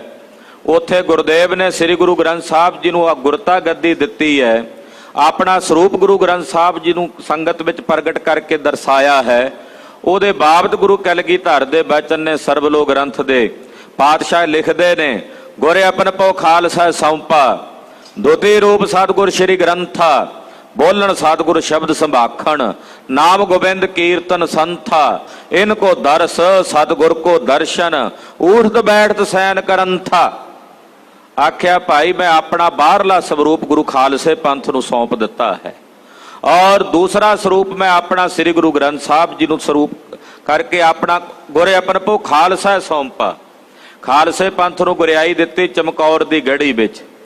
ਫਿਰ ਮਹਾਰਾਜ ਜੀ ਕਹਿੰਦੇ ਸ੍ਰੀ ਗੁਰੂ ਗ੍ਰੰਥ ਸਾਹਿਬ ਜੀ ਨੂੰ ਮੈਂ ਆਪਣਾ ਸਰੂਪ ਬਣਾ ਦਿੱਤਾ ਹੈ, ਗੁਰੂ ਗ੍ਰੰਥ ਸਾਹਿਬ ਨੂੰ ਮੇਰਾ ਰੂਪ ਕਰਕੇ ਜਾਣਨਾ ਹੈ, ਔਰ ਜਿਹਨਾਂ ਮੇਰੇ ਦਰਸ਼ਨ ਕਰਨੇ ਨੇ ਉਹ ਸ੍ਰੀ ਗੁਰੂ ਗ੍ਰੰਥ ਸਾਹਿਬ ਦੇ ਦਰਸ਼ਨ ਕਰ ਲੈਣ, ਜਿਨ੍ਹਾਂ ਮੇਰੇ ਨਾਲ ਭਜਨ ਕਰਨੇ ਨੇ ਉਹ ਸ੍ਰੀ ਗੁਰੂ ਗ੍ਰੰਥ ਸਾਹਿਬ ਜੀ ਦੀ ਬਾਣੀ ਪੜ੍ਹ ਲੈਣ, ਜਿਨ੍ਹਾਂ ਮੇਰੇ ਭਜਨ ਸੁਣਨੇ ਨੇ ਉਹ ਸ੍ਰੀ ਗੁਰੂ ਗ੍ਰੰਥ ਸਾਹਿਬ ਜੀ ਦੀ ਬਾਣੀ ਸੁਣ ਲੈਣ। ਇਨ ਕੋ ਦਰਸ ਸਤਿਗੁਰ ਕੋ ਦਰਸ਼ਨ, ਕਹਿੰਦੇ ਸ੍ਰੀ ਗੁਰੂ ਗ੍ਰੰਥ ਸਾਹਿਬ ਦੇ ਦਰਸ਼ਨ ਗੁਰੂ ਗੋਬਿੰਦ ਸਿੰਘ ਸਾਹਿਬ ਦੇ ਦਰਸ਼ਨ ਹਨ। ਇਸ ਤਰ੍ਹਾਂ ਮਹਾਰਾਜ ਜੀ ਨੇ ਧੰਨ ਸ੍ਰੀ ਗੁਰੂ ਗ੍ਰੰਥ ਸਾਹਿਬ ਜੀ ਨੂੰ ਗੁਰਿਆਈ ਦਿੱਤੀ ਹੈ ਔਰ ਖਾਲਸੇ ਪੰਥ ਨੂੰ ਉਪਦੇਸ਼ ਦਿੱਤਾ ਹੈ। ਸੁਨੋ ਖਾਲਸਾ ਤੁਮ ਮਮ ਪਿਆਰੇ, ਮਹਾਰਾਜ ਜੀ ਕਹਿੰਦੇ ਖਾਲਸਾ ਜੀ ਸੁਣੋ, ਤੁਸੀਂ ਮੇਰੇ ਪਿਆਰੇ ਹੋ, ਤੁਸੀਂ ਮੇਰਾ ਪਿਆਰਾ ਖਾਲਸਾ ਹੋ। ਨੀਤੀ ਰਚੀ ਪਰਮੇਸ਼ਰ ਜੈਸੇ, ਇਹ ਨੀਤ ਹੈ ਪਰਮੇਸ਼ਰ ਨੇ ਰਚੀ ਹੋਈ ਹੈ। ਇਹ ਨੇਤੀ ਜਿਹੜੀ ਸੰਸਾਰ ਦੀ ਨੇਤ ਹੈ, ਇਹ ਨਿਰੰਕਾਰ ਵਾਹਿਗੁਰੂ ਪਰਮੇਸ਼ਰ ਦੀ ਈਸ਼ਵਰ ਦੀ ਰਚੀ ਹੋਈ ਹੈ। ਊਤ ਭਵਿੱਖ ਨਾ ਮਿਟੇ ਸੋ ਕੈਸੇ। ਜਿਹੜੀ ਨੇਤ ਪਰਮੇਸ਼ਰ ਨੇ ਰਚ ਦਿੱਤੀ ਹੈ, ਉਹ ਨਾ ਪਹਿਲਾਂ ਕਦੇ ਮਿਟੀ ਹੈ, ਨਾ ਹੁਣ ਮਿਟੇਗੀ, ਨਾ ਹੀ ਭਵਿੱਖ ਵਿੱਚ ਆਉਣ ਵਾਲੇ ਸਮੇਂ 'ਚ ਮਿਟੇਗੀ, ਕਿਉਂਕਿ ਪਰਮੇਸ਼ਰ ਨੇ ਜਿਹੜੀ ਨੇਤ ਰਚ ਦਿੱਤੀ ਆ ਉਹ ਹੋ ਕੇ ਰਹੇਗੀ, ਉਹਨੂੰ ਕੋਈ ਨਹੀਂ ਮਿਟਾ ਸਕਦਾ। ਜੋ ਜਨਮੈ ਹੋਏ ਹੈ ਤਿਨ ਮਰਨਾ। ਉਹਦੀ ਨੇਤ ਕੀ ਹੈ? ਉਹਨੇ ਨੇਤ ਇਹ ਰਚੀ ਆ ਵੀ ਜਿਹੜਾ ਜੰਮਿਆ ਉਹਨੇ ਮਰਨਾ ਹੀ ਮਰਨਾ। ਇਹ ਨੇਤ ਹੈ ਪਰਮੇਸ਼ਰ ਨੇ, ਇਹ ਨੇਤ ਰਚੀ ਹੈ। ਜੋ ਜਨਮੈ ਸੋ ਜਾਨੋ ਮੂਆ। ਮਹਾਰਾਜ ਭਗਤ ਰਵਿਦਾਸ ਜੀ ਕਹਿੰਦੇ, ਮੈਂ ਨਹੀਂ ਕੋਈ ਆਪਣੀ ਜ਼ਿੰਦਗੀ 'ਚ ਇਹੋ ਜਿਹਾ ਦਿਨ ਵੇਖਿਆ ਜਿਹੜਾ ਸ਼ਾਮ 'ਚ ਨਾ ਬਦਲਿਆ ਹੋਵੇ। ਇਹੋ ਜਿਹਾ ਦਿਨ ਮੈਂ ਨਹੀਂ ਕੋਈ ਆਪਣੇ ਜੀਵਨ ਵਿੱਚ ਵੇਖਿਆ ਜਿਹੜਾ ਸ਼ਾਮ 'ਚ ਨਾ ਬਦਲਿਆ ਹੋਵੇ। ਜੋ ਦਿਨ ਆਵੈ ਸੋ ਦਿਨ ਜਾਹੀ, ਕਰਣਾ ਕੂਚ ਰਹਿਣ ਥਿਰ ਨਾਹੀ, ਸੰਗ ਚਲਤ ਹੈ ਹਮ ਭੀ ਚਲਨਾ, ਦੂਰ ਗਵਨ ਸਿਰ ਉੱਪਰ ਮਰਨਾ। ਕਹਿੰਦੇ ਜਿਹੜਾ ਦਿਨ ਆਇਆ ਉਹ ਜਾਣਾ ਹੀ ਜਾਣਾ ਹੈ। ਇਸੇ ਤਰ੍ਹਾਂ ਭਾਈ ਜਿਹੜਾ ਇਸ ਸੰਸਾਰ ਦੇ ਵਿੱਚ ਆਇਆ, ਉਸ ਦਾ ਮਰਨਾ ਵੀ ਸੁਨਿਸ਼ਚਿਤ ਹੈ, ਉਹਨੇ ਜਾਣਾ ਵੀ ਸੁਨਿਸ਼ਚਿਤ ਹੈ। ਇਹੀ ਇਹ ਸੰਸਾਰ ਦੀ ਨੇਤ ਜੁਗਾਂ ਜੁਗਾਂ ਤੋਂ ਰਚੀ ਹੋਈ ਹੈ। ਦ੍ਰਿਸ਼ਟ ਮਾਨ ਲੈ ਨਾਸ਼ ਪਰਹਰਨਾ। ਇਹ ਜਿਤਨਾ ਵੀ ਦ੍ਰਿਸ਼ਟ ਮਾਨ ਪਸਾਰਾ ਹੈ, ਪਾਤਸ਼ਾਹ ਕਹਿੰਦੇ ਸਾਰਾ ਪਸਾਰਾ ਇਹ ਲੈ ਹੋਣ ਵਾਲਾ ਹੈ। ਦ੍ਰਿਸ਼ਟ ਮਾਨ ਹੈ ਸਗਲ ਮਥੇਨਾ। ਪਾਤਸ਼ਾਹ ਦੇ ਬਚਨ ਨੇ, ਦ੍ਰਿਸ਼ਟ ਮਾਨ ਹੈ ਸਗਲ ਮਥੇਨਾ। ਇਹ ਜਿਤਨਾ ਵੀ ਦ੍ਰਿਸ਼ਟੀ ਵਿੱਚ ਆਉਣ ਵਾਲਾ ਪਸਾਰਾ ਹੈ, ਇਹ ਸਭ ਮਿਥਿਆ ਹੈ। ਨਿਸ ਦਿਨ ਸੂਰਜ ਚੰਦ ਉਪਾਏ। ਪਰਮੇਸ਼ਰ ਨੇ ਰਾਤ ਦਿਨ ਤੇ ਸੂਰਜ ਤੇ ਚੰਦਰਮਾ ਪੈਦਾ ਕੀਤੇ ਹਨ। ਆਰ ਬਲਾ ਇਨ ਗਿਨਤ ਬਿਤਾਏ। ਕਹਿੰਦੇ ਸੂਰਜ ਚੜਿਆ, ਦਿਨ ਬੀਤ ਗਿਆ, ਚੰਦਰਮਾ ਆਇਆ, ਰਾਤ ਪਈ, ਰਾਤ ਬੀਤ ਗਈ। ਕਹਿੰਦੇ ਏਦਾਂ ਦਿਨ ਪ੍ਰਤੀ ਦਿਨ ਕਰਦਿਆਂ ਗਿਣਦਿਆਂ ਮਨੁੱਖ ਦੀ ਜਿਹੜੀ ਜੀਵ ਦੀ ਆਰਬਲਾ ਹੈ, ਉਮਰਾ ਹੈ, ਉਹ ਬੀਤਦੀ ਜਾਂਦੀ ਹੈ। ਸਦਾ ਅਕਾਲ ਕਾਲ ਭਗਵਾਨਾ।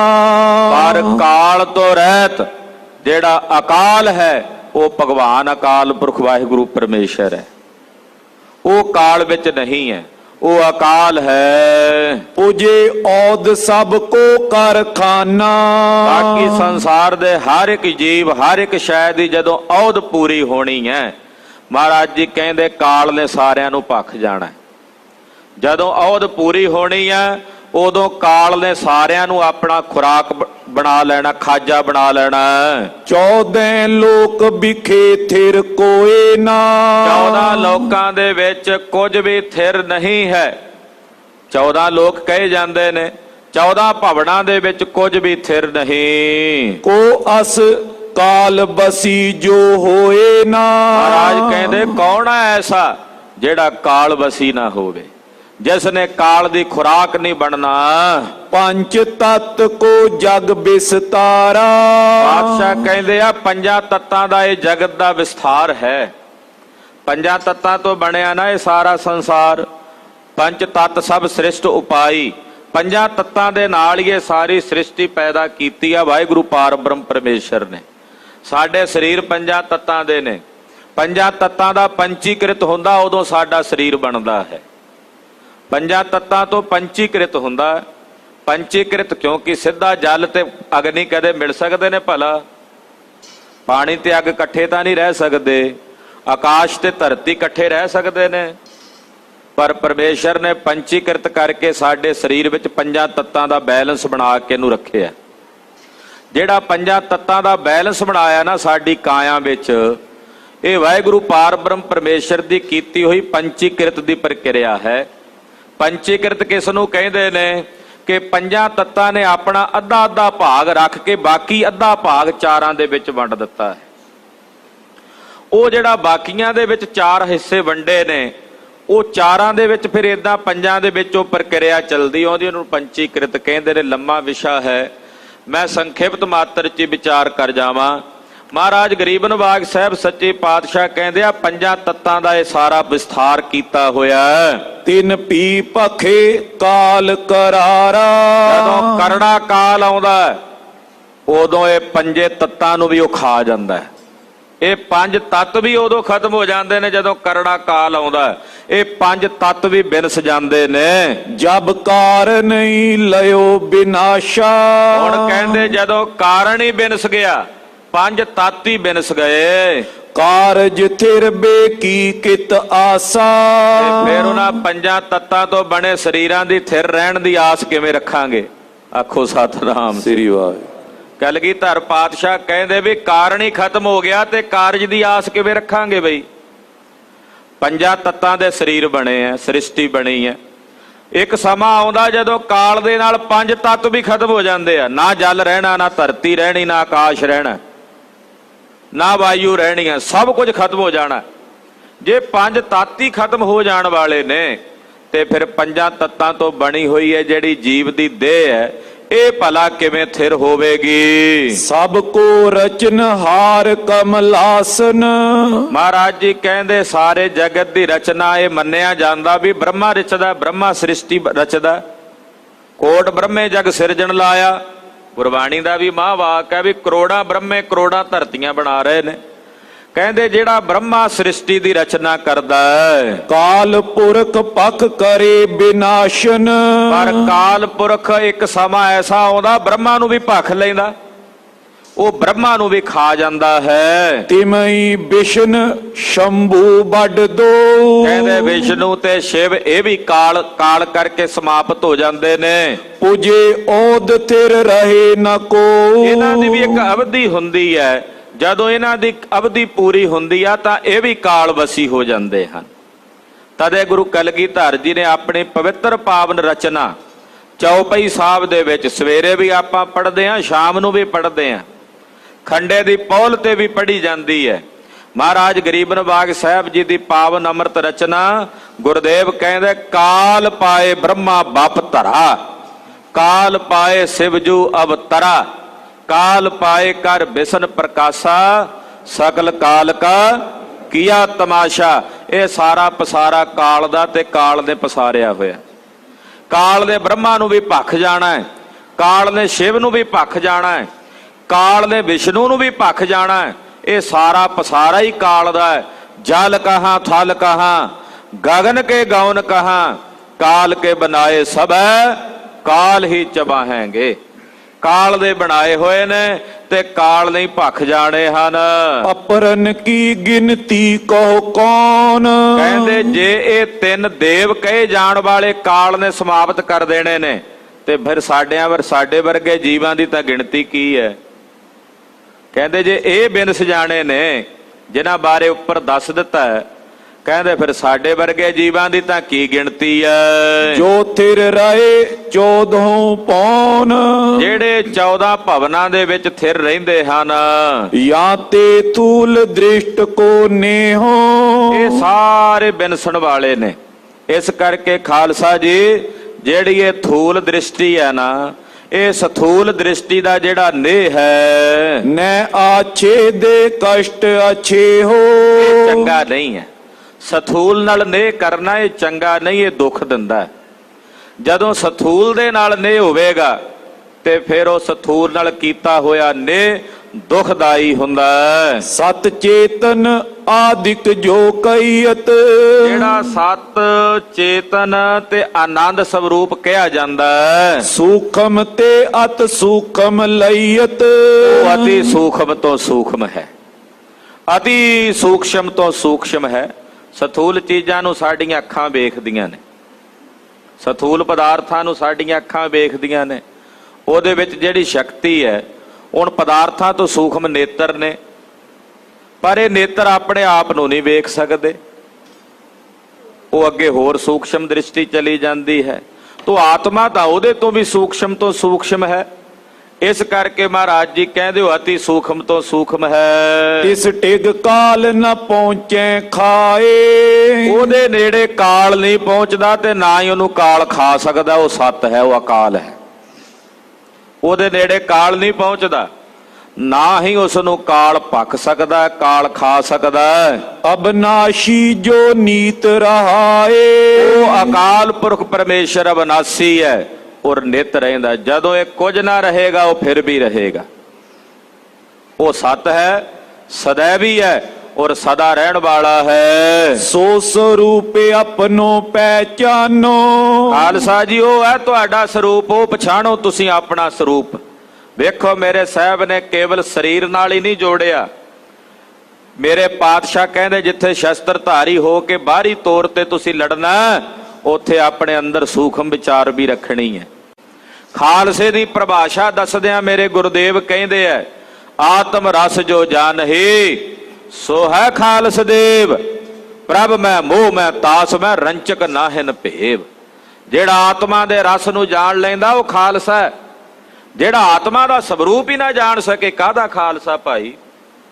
ਖਾਲਸਾ ਤੋਂ ਜਿਹੜਾ ਖਾਲਸ ਸਵਰੂਪ ਨੂੰ ਜਾਣ ਲਵੇ, ਆਪਣੇ ਨਿਜ ਰੂਪ ਨੂੰ ਜਾਣ ਲਵੇ।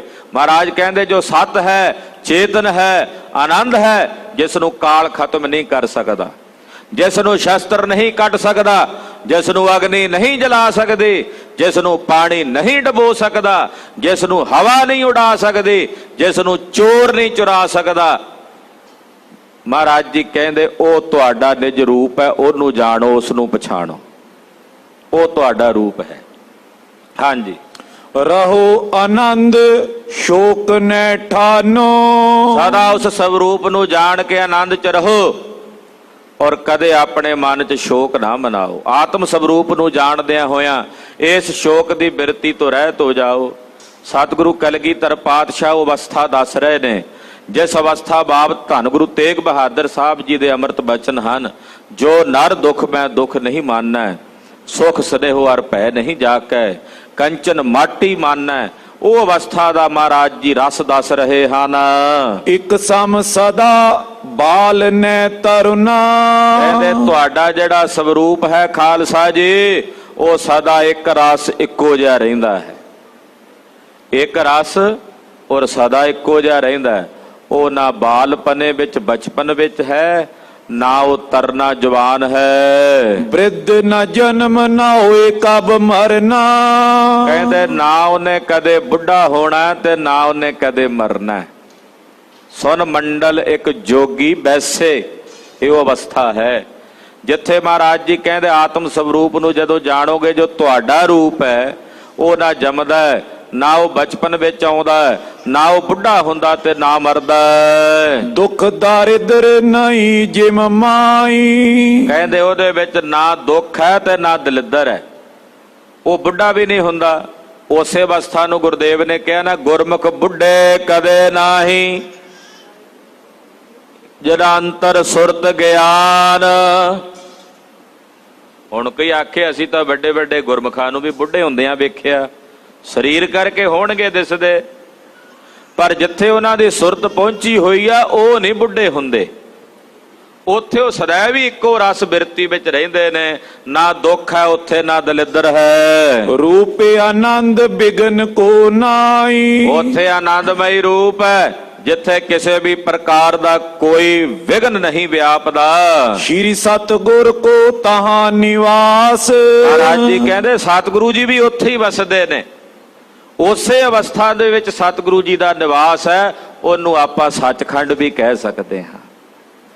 ਉਹਨੂੰ ਸੱਚਖੰਡ ਵੀ, ਸੱਚਖੰਡ ਵਸੈ ਨਿਰੰਕਾਰ। ਕਹਿੰਦੇ ਭਾਈ ਉਹ ਸਤਿਗੁਰੂ ਜੀ ਵੀ ਉੱਥੇ ਵਸਦੇ ਹਨ। ਜੈਠਾ ਹਰਖ ਨ ਸ਼ੋਕ ਨ ਨਾਸ਼। ਜਿੱਥੇ ਨਾ ਹਰਖ ਹੈ, ਨਾ ਸੋਗ ਹੈ, ਨਾ ਨਾਸ਼ ਹੈ। ਪਰਮ ਦੁਖੀ ਲਖ ਜਗ ਕੋ ਜੀਵਾ। ਸਤਿਗੁਰੂ ਜੀ ਕਿਉਂ ਆਉਂਦੇ ਆ ਸੰਸਾਰ ਵਿੱਚ? ਗੁਰੂ ਕਲਗੀਧਰ ਜੀ ਦੱਸਦੇ ਆ ਸਤਿਗੁਰਾਂ ਨੂੰ ਕਿਉਂ ਆਉਣਾ ਪਿਆ ਸੰਸਾਰ ਵਿੱਚ, ਐਸੇ ਸਵਰੂਪ ਵਿੱਚੋਂ। ਕਹਿੰਦੇ ਸੰਸਾਰ ਦੇ ਜੀਵਾਂ ਨੂੰ ਪਰਮ ਦੁਖੀ ਵੇਖ ਕੇ, ਕਿ ਸੰਸਾਰ ਦੇ ਜੀਵ ਦੁਖੀ ਨੇ, ਪਰਮ ਦੁਖੀ ਸੰਸਾਰ ਦੇ ਜੀਵਾਂ ਨੂੰ ਵੇਖ ਕੇ। ਜਿਨ ਕੇ ਮਨ ਸੁਖ ਸ਼ਾਂਤ ਨ ਥੀਵ। ਜਿਹੜੇ ਸੰਸਾਰ ਦੇ ਜੀਵ ਜਿਨ੍ਹਾਂ ਅੰਦਰ ਨਾ ਸੁਖ ਹੈ, ਨਾ ਸ਼ਾਂਤੀ ਹੈ, ਨਾ ਟਿਕਾ ਹੈ। ਦੇਹ ਅਹੰਤਾ ਧਰ ਧਰ ਗਾਡੇ। ਔਰ ਆਪਣੀ ਦੇਹ ਦੀ ਹੰਗਤਾ ਦੇ ਵਿੱਚ ਜਿਹੜੀ ਬੜੀ ਮਜ਼ਬੂਤ ਕਰਕੇ, ਬੜੀ ਪੱਕਿਆਂ ਕਰਕੇ ਜੀਵਾਂ ਨੇ ਧਾਰਨ ਕੀਤੀ ਹੋਈ ਹੈ। ਦਿਨ ਪ੍ਰਤ ਰਾਗ ਦ્વੈਕ ਬੋ ਬਾਡੇ। ਜਿੱਥੇ ਦਿਨ ਪ੍ਰਤੀ ਦਿਨ ਰਾਗ, ਦਵੈਸ਼, ਏਦਾਂ ਦੀ ਬਿਰਤੀ ਵਿੱਚ ਮਨੁੱਖ ਲੱਗੇ ਹੋਏ ਨੇ। ਪੰਜ ਕਲੇਸ਼ਨ ਬਸੀ ਹਮੇਸ਼। ਖਾਲਸਾ ਜੀ 5 ਪ੍ਰਕਾਰ ਦੇ ਕਲੇਸ਼ ਕਹੇ ਜਾਂਦੇ ਨੇ। ਉਹਨਾਂ ਵਿੱਚੋਂ ਇੱਕ ਹੈ ਅਵਿਦਿਆ, ਦੂਸਰਾ ਹੈ ਅਸਿਮਤਾ, ਤੀਸਰਾ ਹੈ ਰਾਗ ਤੇ ਚੌਥਾ ਹੈ ਦ્વੈਸ਼ ਔਰ ਪੰਜਵਾਂ ਹੈ ਅਭਿੰਨਾਵੇਸ਼। ਅਵਿਦਿਆ ਕਹਿੰਦੇ ਨੇ ਗੁਰੂ ਖਾਲਸਾ ਜੀ ਆਪਣੇ ਨਿਜ ਸਰੂਪ ਨੂੰ ਨਾ ਜਾਣਨਾ। ਅਸਿਮਤਾ ਦਾ ਮਤਲਬ ਹੁੰਦਾ ਵੀ ਅਹੰਗ ਬੁੱਧੀ ਧਾਰਨ ਕਰਨੀ। ਅਭਿੰਨ ਵੇਸ਼ ਦਾ ਮਤਲਬ ਹੁੰਦਾ ਮੌਤ ਦਾ ਡਰ ਤੇ ਭੈ ਹਿਰਦੇ ਵਿੱਚ ਬਣਿਆ ਰਹਿਣਾ।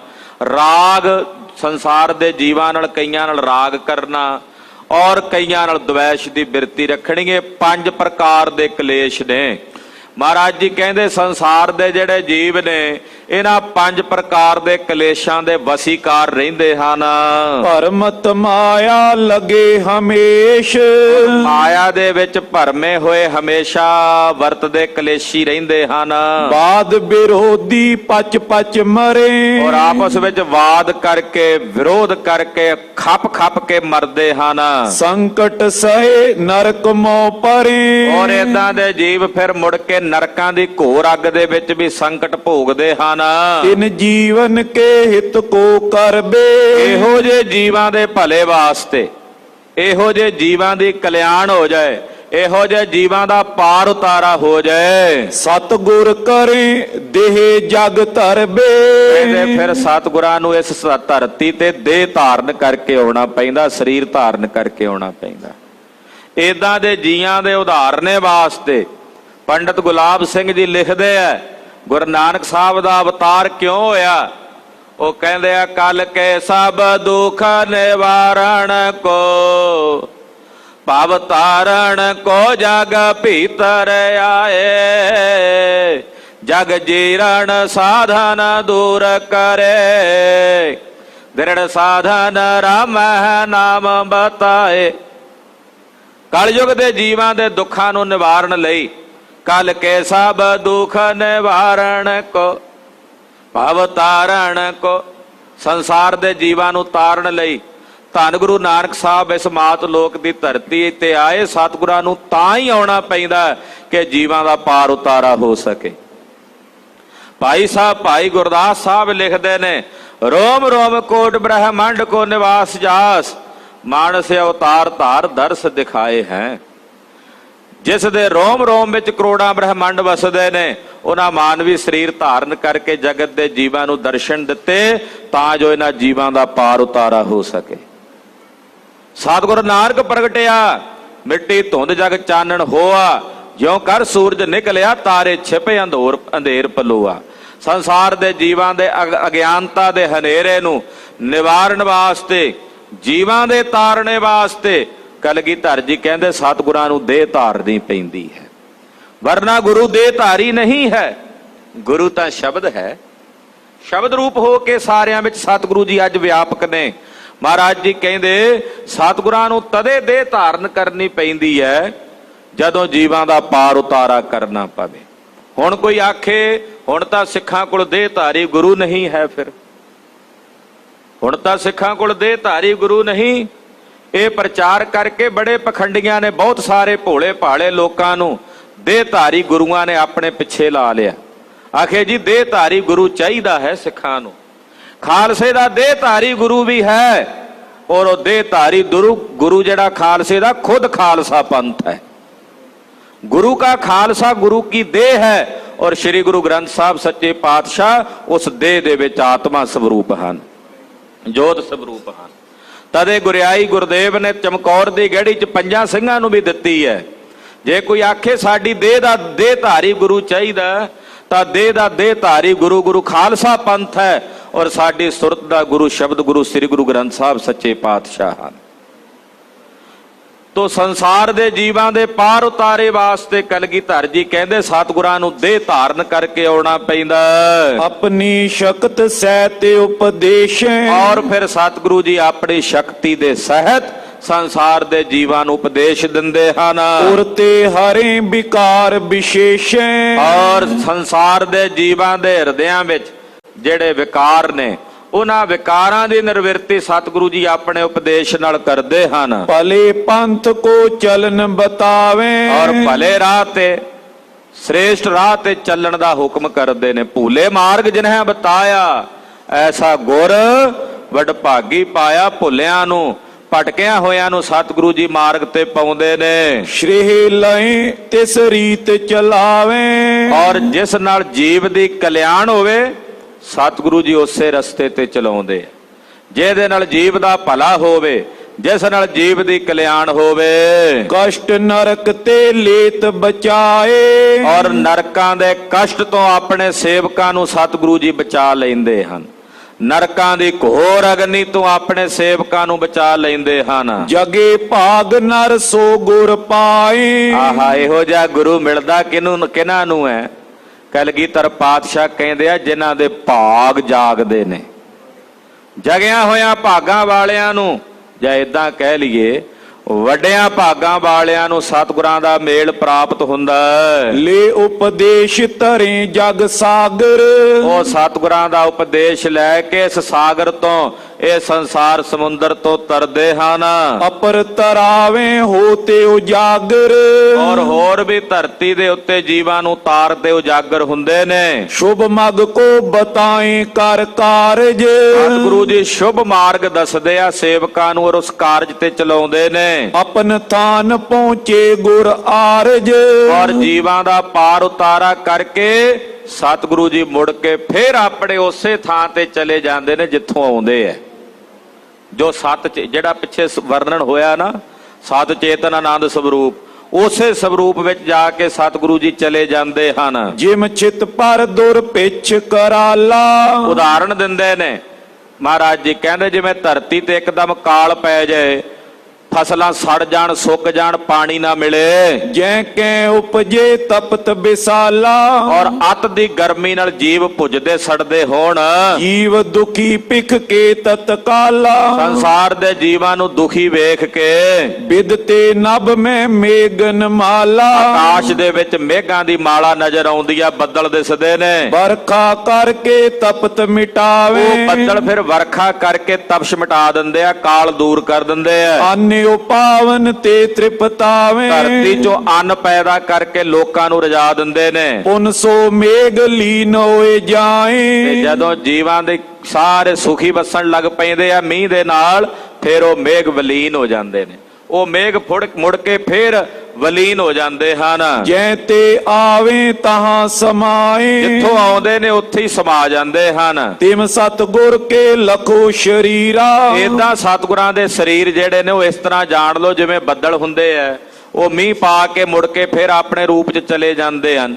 ਏਦਾਂ ਸਤਿਗੁਰੂ ਜੀ ਦੇ ਸਰੀਰਾਂ ਨੂੰ ਜਾਣੋ। ਸ਼ੁਭ ਮਗ ਉਪਦੇਸ਼ਿਤ ਕਰ ਤੀਰਾ। ਸਰੀਰ ਧਾਰਨ ਕਰਕੇ ਸ਼ੁਭ ਰਾਹ ਤੇ ਚੱਲਣ ਦਾ ਉਪਦੇਸ਼ ਦਿੰਦੇ ਆ ਜੀਵਾਂ ਦੇ ਭਲੇ ਲਈ। ਨਿਜ ਸਥਾਨ ਮੈਂ ਪਹੁੰਚੇ ਜਾਏ। ਔਰ ਜਦੋਂ ਜੀਵਾਂ ਦਾ ਪਾਰ ਉਤਾਰਾ ਹੁੰਦਾ ਤੇ ਅੱਗੇ ਉਹ ਜੀਵ ਹੋਰਨਾਂ ਨੂੰ ਤਾਰਨ ਨੂੰ ਸਮਰੱਥ ਹੋ ਜਾਂਦੇ ਹਨ, ਤੇ ਫਿਰ ਸਤਿਗੁਰੂ ਜੀ ਆਪਣੇ ਉਸ ਸਰੀਰ ਦਾ ਤਿਆਗ ਕਰਕੇ ਮੁੜ ਕੇ ਫਿਰ ਆਪਣੇ ਉਸੇ ਨਿਜ ਰੂਪ ਵਿੱਚ ਜਾ ਸਮਾਉਂਦੇ ਨੇ। ਨਿਤ ਸਿੱਖਨ ਕੇ ਰਹੇ ਸਹਾਏ। ਔਰ ਫਿਰ ਕਹਿੰਦੇ ਐਸਾ ਨਹੀਂ ਵੀ ਮੁੜ ਕੇ ਸਹਾਇਤਾ ਨਹੀਂ ਕਰਦੇ, ਕਹਿੰਦੇ ਸਹਾਇਤਾ ਆਪਣਾ ਸਰੀਰ ਜੇ ਤਿਆਗ ਕੇ ਚਲੇ ਜਾਣ ਬਾਅਦ ਵਿੱਚ ਵੀ ਆਪਣੇ ਸੇਵਕ ਦੀ ਸਹਾਇਤਾ ਕਰਦੇ ਨੇ, ਕਿਉਂਕਿ ਉਹ ਤਾਂ ਸदैवी ਨੇ।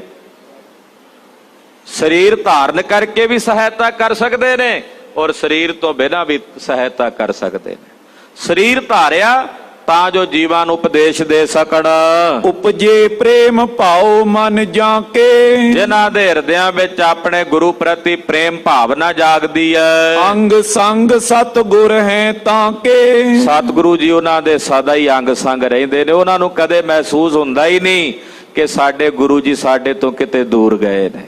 ਹਾਂਜੀ, ਸਤ ਨਾਮ ਸਿਮਰਨ ਕੋ ਦੀਨ। ਔਰ ਸੱਚਾ ਨਾਮ ਸਿਮਰਨ ਵਾਸਤੇ ਸਤਿਗੁਰੂ ਜੀ ਨੇ ਦਿੱਤਾ। ਜਿਸ ਤੇ ਬਨੋ ਨਹੀਂ ਕਬ ਦੀਨ। ਐ ਸਿੱਖੋ ਐਸਾ ਨਾਮ ਤੁਹਾਨੂੰ ਦਿੱਤਾ ਜਿਸ ਨੂੰ ਜਪ ਕੇ ਤੁਸੀਂ ਕਦੇ ਦੁਖੀ ਨਹੀਂ ਹੋਵੋਗੇ। ਧਰਾ ਰਾਜਿਤ ਸ਼ਸਤਰ ਗਹਾਏ, ਇਸ ਧਰਣੀ ਦੇ ਰਾਜ ਲਈ ਮੈਂ ਤੁਹਾਨੂੰ ਸ਼ਸਤਰ ਧਾਰਨ ਕਰਵਾਏ ਹਨ।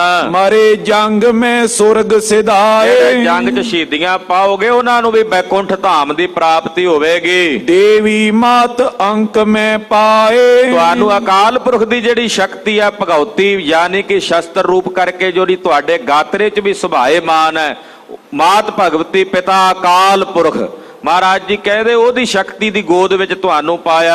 ਸਕਲ ਅਕਾਲ ਪੁਰਖ ਲੜ ਲਾਏ, ਖਾਲਸਾ ਜੀ ਮੈਂ ਤੁਹਾਨੂੰ ਸਾਰਿਆਂ ਨੂੰ ਅਕਾਲ ਪੁਰਖ ਦੇ ਲੜ ਲਾ ਦਿੱਤਾ ਹੈ। ਤੁਹਾਡਾ ਪੰਥ ਅਕਾਲ ਦਾ ਪੰਥ ਹੈ। ਵੇਦ ਸ਼ਾਸਤਰ ਤੇ ਸਾਰ ਨਿਕਾਸਾ, ਕਹਿੰਦੇ ਭਾਈ ਜਿਹੜਾ ਸਾਰ ਰੂਪ ਨਿਚੋੜ ਰੂਪ ਗੁਰੂ ਕੀ ਬਾਣੀ ਹੈ, ਨਿਜ ਬਾਣੀ ਮੈਂ ਗੁਰਨ ਪ੍ਰਕਾਸ਼ਾ, ਜੋ ਸਾਰੇ ਸੰਸਾਰ ਵਿੱਚ ਤਤਵ ਗਿਆਨ ਹੈ ਉਹਦਾ ਸਾਰ ਨਿਕਾਲ ਕੇ ਮਹਾਰਾਜ ਜੀ ਨੇ ਗੁਰਬਾਣੀ ਦੁਆਰਾ ਪ੍ਰਗਟ ਕੀਤਾ। ਪਟੋ ਸੁਨੋ ਉਪਦੇਸ਼ ਕਮਾਵੋ, ਐਸੀ ਗੁਰਬਾਣੀ ਦੇ ਲੜ ਮੈਂ ਤੁਹਾਨੂੰ ਲਾ ਦਿੱਤਾ, ਗੁਰੂ ਗ੍ਰੰਥ ਸਾਹਿਬ ਦੇ ਲੜ ਤੁਹਾਨੂੰ ਲਾ ਦਿੱਤਾ। ਇਸ ਪਵਿੱਤਰ ਪਾਵਨ ਬਾਣੀ ਨੂੰ ਸੁਣੋ, ਪੜੋ ਤੇ ਗੁਰੂ ਕੀ ਬਾਣੀ ਦਾ ਉਪਦੇਸ਼ ਕਮਾਵੋ। ਗੁਰ ਕੇ ਲੋਕ ਨਿਸੰਸੈ ਜਾਵੋ, ਜਦੋਂ ਗੁਰਬਾਣੀ ਪੜੋ ਸੁਣੋ ਵਿਚਾਰੋਗੇ ਤਾਂ ਤੁਹਾਨੂੰ ਗੁਰੂ ਕੇ ਉਸ ਲੋਕ ਦੀ ਪ੍ਰਾਪਤੀ ਹੋਵੇਗੀ ਜਿੱਥੇ ਗੁਰੂ ਆਪ ਖੁਦ ਵਸਦਾ ਹੈ। ਉਸ ਲੋਕ ਦੀ ਤੁਹਾਨੂੰ ਪ੍ਰਾਪਤੀ ਹੋਵੇਗੀ। ਤਨ ਕੀ ਗਤ ਐਸੇ ਹੀ ਹੋਤ, ਇਹਨਾਂ ਦੀ ਗਤ ਤਾਂ ਇਹੀ ਹੈ ਖਾਲਸਾ ਜੀ। ਬਿਨਸ ਜਾਤੇ ਜਿਤ ਕੇ ਉਦੋਤ, ਪੈਦਾ ਹੁੰਦੇ ਨੇ ਉਹਨੇ ਬਿਨਸਦੇ ਨੇ। ਜਿਨੋ ਨਰੋਂ ਸਿਮਰਿਓ ਸਤਨਾਮੋ, ਜਿਨ੍ਹਾਂ ਨਰਾਂ ਨੇ ਜਿਨ੍ਹਾਂ ਮਾਈਆਂ ਭਾਈਆਂ ਨੇ ਸੱਚੇ ਨਾਮ ਦਾ ਸਿਮਰਨ ਕੀਤਾ। ਆਤਮ ਗਿਆਨੀ ਥਿਰ ਨਿਜ ਧਾਮੋ, ਉਹ ਆਤਮ ਗਿਆਨੀ ਹੋ ਕੇ ਆਪਣੇ ਨਿਜ ਧਾਮ 'ਚ ਥਿਰ ਹੋ ਜਾਂਦੇ ਹਨ। ਤਿਨੋ ਆਪਨੋ ਜਨਮ ਸੁਧਾਰਾ, ਆਪਣਾ ਜਨਮ ਸਵਾਰ ਲੈਂਦੇ ਨੇ, ਉਹ ਆਪਣੇ ਜਨਮ ਦੀ ਬਾਜੀ ਨੂੰ ਜਿੱਤ ਲੈਂਦੇ ਹਨ। ਪਰੇ ਪਾਰ ਜਗ ਪਾਰਾਵਾਰਾ, ਔਰ ਉਹਨਾਂ ਦਾ ਇਸ ਜਗਤ ਤੋਂ ਪਾਰ ਉਤਾਰਾ ਹੋ ਜਾਂਦਾ, ਉਹ ਪਾਰ ਉਤਰ ਜਾਂਦੇ ਨੇ। ਬੌਰ ਨ ਜਨਮ ਮਰਨ ਮੈਂ ਆਏ, ਐਸੇ ਗੁਰਮੁਖ ਜਿਹੜੇ ਆਪਣਾ ਜਨਮ ਸਵਾਰ ਲੈਂਦੇ ਨੇ ਉਹ ਮੁੜ ਕੇ ਜਨਮ ਮਰਨ ਦੇ ਚੱਕਰਾਂ ਵਿੱਚ ਨਹੀਂ ਆਉਂਦੇ। ਬਹੁਰੇ ਹਮ ਕਾਹੇ ਆਵਾਂਗੇ, ਉਹ ਮੁੜ ਕੇ ਆਵਾ ਗਾਉਣ ਦੇ ਚੱਕਰਾਂ ਵਿੱਚ ਨਹੀਂ ਆਉਂਦੇ। ਸਤ ਚੇਤਨ ਆਨੰਦ ਸਮਾਏ, ਸਤ ਚੇਤਨ ਆਨੰਦ ਵਿੱਚ ਉਹ ਸदैवी ਕਾਲ ਲਈ ਸਮਾ ਜਾਂਦੇ ਨੇ। ਜਿਹੜਾ ਸਵਰੂਪ ਸदैवी ਕਾਲ ਰਹਿਣ ਵਾਲਾ ਹੈ, ਜਿਹੜਾ ਇਸ ਸਰੀਰ ਤੋਂ ਪਹਿਲਾਂ ਵੀ ਸੀ, ਇਹਦੇ ਬਿਨਸਣ ਤੋਂ ਬਾਅਦ ਵੀ ਹੈ, ਜਿਸ ਸੱਚ ਸਰੂਪ ਨੂੰ ਗੁਰੂ ਨਾਨਕ ਸਾਹਿਬ ਵਰਣਨ ਕਰਦਿਆਂ ਕਹਿੰਦੇ ਨੇ ਆਦ ਸੱਚ ਜੁਗਾਦ ਸੱਚ ਹੈ ਭੀ ਸੱਚ, ਨਾਨਕ ਹੋਸੀ ਭੀ ਸੱਚ। ਐਸੇ ਸੱਚ ਸਰੂਪ ਦੇ ਵਿੱਚ ਫਿਰ ਭਾਈ ਉਹਨਾਂ ਦੀ ਸदैवी ਕਾਲ ਲਈ ਸਮਾਈ ਹੋ ਜਾਂਦੀ ਹੈ।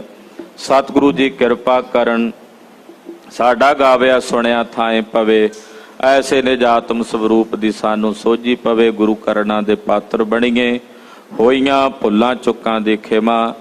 ਅਰਦਾਸ ਕਰਨੀ ਸਤਿਗੁਰੂ ਜੀ ਅੱਗੇ ਵਾਸਤੇ ਸਦ ਬੁੱਧੀ ਤੇ ਸਮਤ ਪ੍ਰਦਾਨ ਕਰਨ। ਆਦ ਸੱਚ ਵਾਹਿਗੁਰੂ, ਜੁਗਾਦ ਸੱਚ ਵਾਹਿਗੁਰੂ।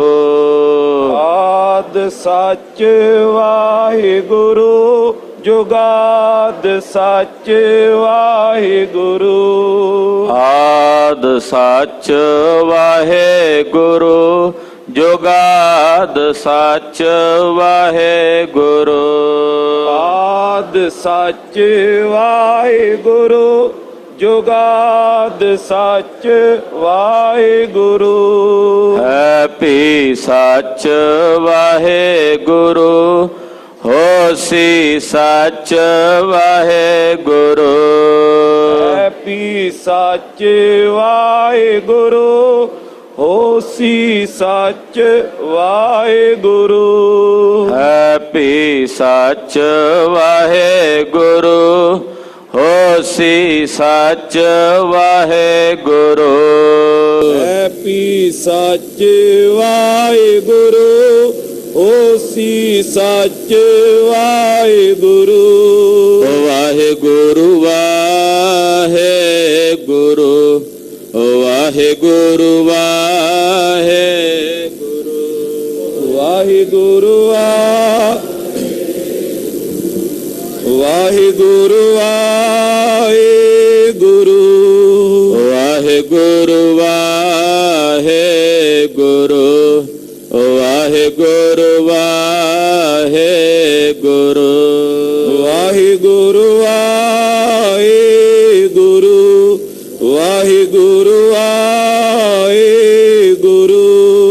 हे अच्युत हे पार ब्रह्म ਅਬਨਾਸੀ ਅਗਨਾਸ हे पूरन हे सर्वमय ਦੁਖ ਭੰਜਨ ਗੁਣ ਤਾਸ संगी हे निरंकार ਏ ਨਿਰਗੁਣ ਸਭ ਟੇਕ हे गोबिंद हे गुण निधान ਜਾਂ ਕੀ ਸਦਾ ਬਬੇਕ परम्पर हर हरे ਹੈ ਪੀਓਣ ਹਾਰ संतह कै सदा संग ਨਿਧਾਰਾ ਆਧਾਰ ठाकुर हो दासरो ਮੈਂ ਨਿਰਗੁਣ ਗੁਣ ਨਹੀਂ ਕੋਏ नानक दीजै नाम दान ਪਰਾ ਕੋਈ ਹੈ ਪਰੋਏ प्रभ शरणागति ਕਿਰਪਾ ਨਿਧ ਦਿਆਲ एक अखर हर मन बस्त ਨਾਨਕ ਹੋਤ ਨਿਹਾਲ